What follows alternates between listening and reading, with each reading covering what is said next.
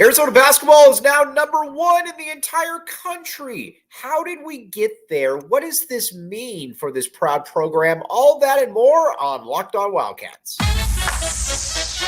You are Locked On Wildcats, your daily podcast on the Arizona Wildcats, part of the Locked On Podcast Network, your team every day.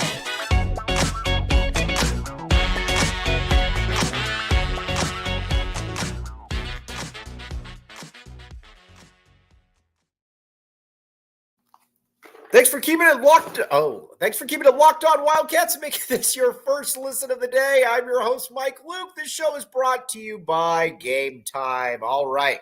Now, let's talk a little bit of Arizona basketball. As you all know, Arizona basketball is now ranked number one in the entire country. And quite frankly, it is well-deserved. You watch this team, and not only do they check off all the boxes, I believe it's the best team in the country. I watched every single team this year. Most of the good teams we watched at least twice, and they all have some kind of question mark, which we'll get into later. But just briefly, Purdue, it's a lack of athleticism. Again, it's better than last year. You got a little bit more length, but you still don't have a team that you really feel that is going to stress a defense from a multitude of different angles, mainly because the athleticism quotient just isn't there. Kansas, very, very good. Kansas might have the best starting five in the entire country if it's not Arizona. But the problem, though, with Kansas is that they're not very deep. And when I say they're not very deep, they literally have no depth. So when they get into those deep waters, part of the pun, it becomes a little bit of an issue. UConn, very, very good. I think the thing with UConn that is fascinating, though, is that they're not overwhelming athletically like they were last year. Last year's team was the best team in the country. They deserved to win it. I know that they had some ups and downs, but last year's team certainly felt like the best team in the country at the end. And they had size, they had athleticism, you name it. They pretty much had it. They don't really have that this year. They don't have necessarily that one go-to player. Now, again, they've got a five-star kid that hasn't played yet. We'll see what that does. But again, they're very good, but they're a little bit more robotic. That's the best way I could put it. Houston under Kelvin Sampson, obviously fantastic, but I don't know that style of play works against Arizona. Maybe it does, but I wouldn't really worry I don't worry too much about them. But again, those are some of the teams we'll talk about, like, the Marquettes of the world. But it's a big, big deal for Arizona to be number one. This is the first time since 2014. And off the top of my head, growing up, it seemed like every, third or fourth year Arizona would be number one in the rankings. Obviously in 88, you were ranked number one. 89, you were ranked one. I believe in, again, I'm just going off the top of my head, then I think it was 90, obviously in 97, 98, you were ranked number one. Then 01, you started out the season ranked one. 03, you were ranked one. And then 2014, Arizona was ranked one. That was the last time, though. Arizona's gone 10 years without being ranked number one. I mean, that's obviously a long time.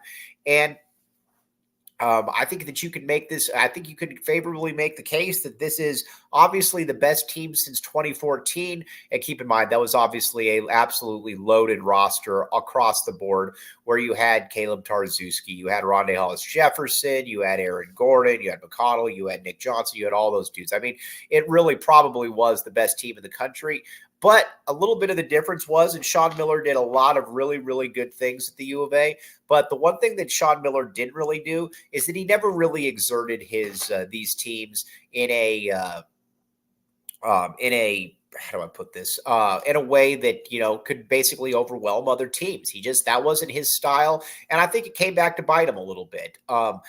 Basically, a lot of it was hoping guys would miss because, again, you were going to play that pack line defense. You were never going to shoot passing lanes. And I think that kind of came back to bite you at times. Tommy Lloyd does not you don't worry about that with Tommy Lloyd. Now, Lute Olson, kind of the same thing. If Lute Olson had a better team than you, and again, I get that Tommy Lloyd and Lute Olson have had, in the tournament, they've had less than ideal performances at times. But I also believe that some of that is personnel with Tommy Lloyd. But like with Lute Olson, you knew that if he had better players than you, he was going to exert that. And not only was he going to exert it, he was going to the vaunted run of death where you essentially go to the bathroom and you come back and Arizona's gone from being up 4 to up 24. That was obviously a staple of Arizona basketball. That's also kind of become a staple of Tommy Lloyd, where with Sean Miller, it was like, we're just going to wear you down. We're going to physically, overmatch you. There's not any, with Tommy Lloyd, it's, if we got better players than you, we are going to show it out there on the basketball court. And that's exactly what they've been doing. So, again, we'll get into the next segment. We'll get into the variety of reasons why I do believe this is the best team in the entire country.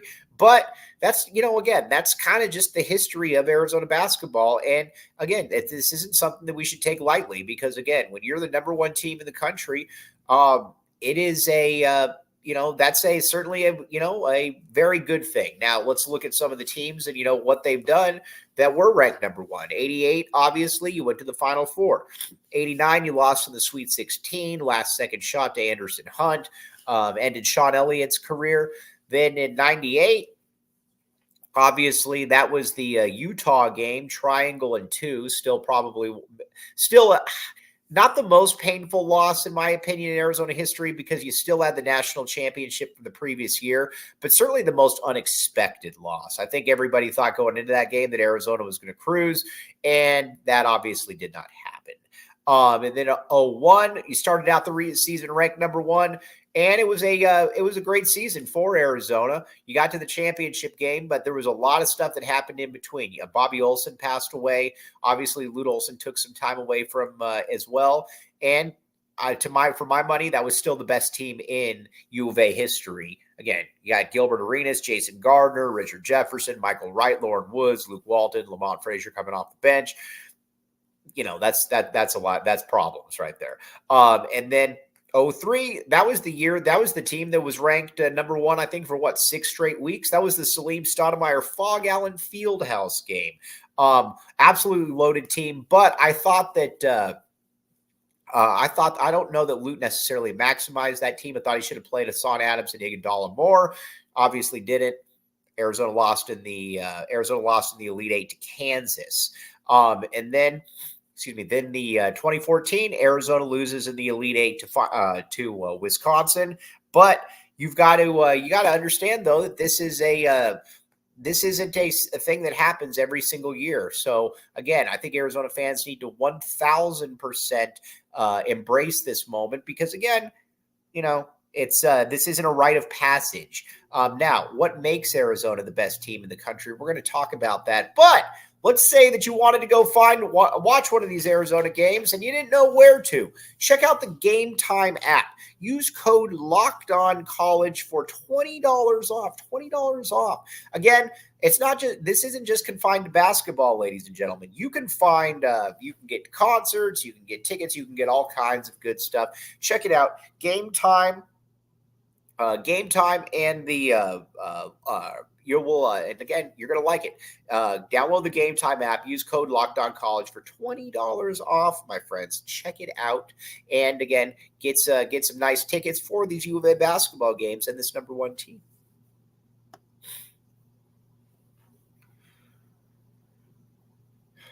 Thanks for keeping it locked on Wildcats and making this your first listen of the day. All right. What makes Arizona the number one team in the entire country? That is the question that we are going to explore and hopefully try to answer. The first thing, though, that I think makes Arizona the best team in the country is you don't really have a discernible flaw. Almost every team in the country has something where it's a weakness, some flaw where you're like, all right, that's not good, or ooh, that could be a real problem if a certain team, if they have to end up playing a certain team. Arizona doesn't really have that because again, let's use last year's team or the year before's team. Let's use Lloyd's first season. All right. The first one is that you had a team that you didn't have great guard play. Now, again, it wasn't bad, but it wasn't great. And a big part of that was Kirk Krisa's not that good. And against good teams, Kirk Krisa could not be very good. He wasn't a very good defender. Wasn't an efficient shooter. And again, just kind of a lot of times more bark than bite. But you also had, you had Ben Mathurin, you had Dalen Terry, you had Christian Coloco. The problem is that team also did not have that team still had a lot of guys that just really did not embrace big moments. You could say that Kirk Krisa, was hurt, whatever the case may be, and you would be right. But and then Azuolas Tubelis, who we'll get back to, Azuolas Tubelis, was somebody that Arizona needed to play really, really well. And Azuolas Tubelis just wasn't in big games. Azuolas just essentially just didn't want those moments. And again, some guys are just kind of built like that. Azuolas was certainly built like that. And then the next year against Princeton, that was more of a kind of a smoke and mirrors team to me. And that was a really good coaching job by Tommy Lloyd. But you also saw, again, Kirk Krisa, again, for whatever reason, whether he's hurt, whatever the case may be, just wasn't good enough. And Azuolas Tubelis did not want the ball in a big spot. And that kind of came back to bite him. Plus, it was not a very athletic team. This year's team, though, checks off all of those boxes and more. Arizona is an incredibly, first of all, you got guys that want the ball. Last year's team, you had guys down the stretch that just did not want the ball. We've talked about this. Excuse me. Where Arizona has that now in Caleb Love. Now, again, he might not make all the shots. As a matter of fact, he's probably not going to make all the shots, as we've seen, but he wants free throws. Not only does he want free throws, he also wants to be able to, if Arizona's going to lose, he's more than comfortable with Arizona losing and it being on his back. You saw against Duke, obviously, knock down those free throws. You saw it against Michigan State, made the free throw, got the game closing steal as well. He just wanted those moments. He just wanted the moment. Not only did he want the moment, he converted there. Keyshawn Johnson, kind of the same way. Now you could argue who's better, Keyshawn Johnson or Azuolas Tubelis. I believe for this team that it's much, much better for Arizona to have Keyshawn Johnson because he's an enforcer. Defensively, he can guard a multitude of positions. And not only can he guard a multitude of positions, he embraces the grind of doing that. He keeps everybody accountable. Not only does he keep everybody accountable, you also know that he is going to keep others accountable as well, just by the way that he plays. He's strong, he's athletic, and he can switch so many different positions, 1 through 5, 1 through 4, whatever the case may be. And we've seen him do that. He also came up huge against Michigan State, and he's got a lot of experience that some of these other players don't have, and he's certainly not going to ever be anybody that's going to back away from the moment. And then you've got last year's team. You didn't have a lot of great ball handlers. If you had a team that was going to press Arizona and you had Courtney Ramey, Kirk Kriisa, and Pelle Larsson, that was kind of a recipe for a little bit of an Arizona impending disaster. That is not the case this year. If you want to press Arizona and Kylan Boswell, Jaden Bradley, Caleb Love are out on the court, well, then you go with it because you're probably going to have a little bit of an issue with that. Not only are you going to have a little bit of an issue with that, you're probably going to give up almost a touchdown. You're probably going to give up some easy shot because, again, this is a team that's got a ton of ball handlers and they're tough. That's the other thing. This team is just tough. Last year's team was regular season tough, but I don't know that they were tough when it really mattered. This year's team, if they're going to lose, it's going to be because it's an off night, not because they got out toughed by any means. That's just not going to happen. Then, obviously, you're deep. Last year's team was just not very deep. You had Pelle Larsson coming off the bench, obviously. But you had a lot of guys that probably wouldn't play on this team. Well, they wouldn't play on this team. Just look at it this way. Kirk Kriisa, not playing on this team. Sed Henderson, did a lot of good things, not playing on this team. Courtney Ramey, not playing on this team.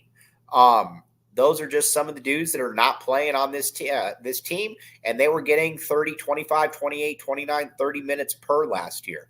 And what also makes this team work is that all the pieces fit together. All the players know exactly what they need to do. Kylan Boswell knows exactly he's got to be that leader on the court, make the open three, which he has done, and get the offense flowing. Caleb Love, you're there to score, man. Again, he's never going to be uber efficient. We already know that. Defend, get to the basket, and he's had some nice assist games as well. He's done a very nice job. And then Pelle Larsson, you already know your role. Finish around the hoop. Defend. Again, he's done a very good job defending so far this year, and ship in some nice assists. Done just that. Keyshawn Johnson, like we said, get rebounds, be that junkyard dog, be that enforcer, and he's done exactly that. He's been very, very good, obviously, for Arizona. And then Umar Ballo, just do what you did last year, dude. The problem, though, with Umar is that Umar certainly does not look like he is embracing the free throw moments at this point. And I think that's going to be something that is going to rear its head in games. If you're Arizona, you certainly got to keep an eye on that, because that is something against Michigan State that almost lost in the game. Got to be able to figure out those free throws. But then after that, you've also got an incredibly deep bench. And by an incredibly deep bench, I mean 3 players that could come in and would start for 90% of the teams in the country, and they all offer a little something unique. And that Montias Krivas comes in, and he can be that center that is going to get you 20-7 or 16-9, something like that. And he can do it against good competition. It doesn't look like he's going to be somebody that is just going to be totally reliant on beating up on bad teams. KJ Lewis is all energy, like we talked about. I see a lot of Hassan Adams and KJ Lewis. Comes in, uber athletic, strong. He changes the dynamic of the game the second he comes in. And then Jaden Bradley. Jaden Bradley got beat up a little bit by people, including myself, but he's turned out to be exactly who we were hoping he would be. Good secondary ball handler, probably going to be the starting point guard at some time for the U of A. And not only probably going to be the starting point guard for the U of A, also he's shown that he's willing to take big shots, something that, like we said, you cannot take lightly. Made a massive shot against Michigan State. So again, all the pieces just kind of fit for this Arizona squad. And I think that's something where, between not having any real weaknesses, having all these pieces that fit, that's something that you can really kind of take to the bank. And that's something that I think makes Arizona the best team in the country. Now, what is the way that you would beat Arizona? We're going to talk about that next. But first, LinkedIn. All right, check it out. LinkedIn.com/LockedOnCollege. Again, as we all know, everybody has gotten a job through LinkedIn. You know somebody that's gotten a job through LinkedIn. I know somebody that's gotten a job through LinkedIn. Everybody knows. You probably hired somebody through LinkedIn. And guess what? It's because LinkedIn works.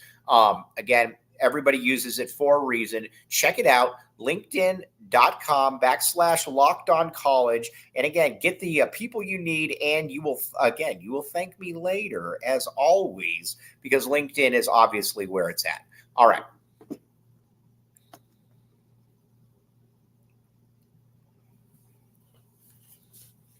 Thanks for keeping it locked on Wildcats and making this your first listen of the day. I am your host, Mike Luke. All right, now let's talk about the rest of this Arizona basketball squad and what exactly makes them so unique and how to possibly beat them. I think the only way you're going to be able to beat them is to catch them on a cold shooting night. And by catching them on a cold shooting night, one where they're just not being able to make their shots, and not only not being able to make their shots, I think a big reason for that is that that's probably the only way you're going to beat them. And it is kind of a streaky shooting team. Now, listen, Kylan Boswell is a very good shooter. He's not the shooter that I think his numbers indicate so far, but he's obviously a very good shooter. Caleb Love, incredibly streaky. He can make 3 straight and then miss 6 straight. So Pelle Larsson, kind of streaky as well. Kind of a slower release shot.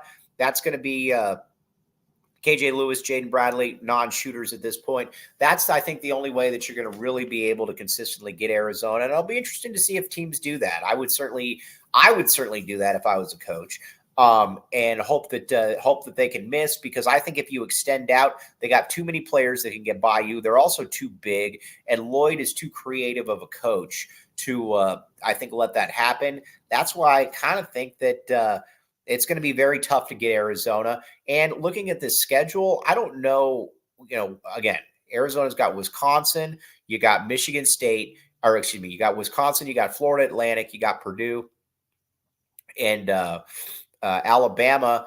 If let's just say Arizona drops one of those games, maybe let's just say two.